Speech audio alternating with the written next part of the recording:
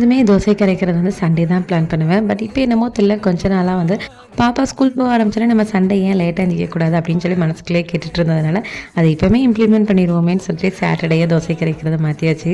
இது தோசை கரைக்கிற கேப்பில் வந்து காஃபி போட்டு குடிக்கிறது, அப்புறம் பிரேக்ஃபாஸ்ட்டில் முக்கால்வாசி முடிக்கிறதுன்னு சொல்லிட்டு பரபரப்பாக இருந்தது. அவங்க அவுட் ஸ்டேஷன் போயிட்டு வந்தனால பாப்பாவுமே சேர்ந்து அவங்க கூட நல்லா தூங்கிட்டு இருந்தா.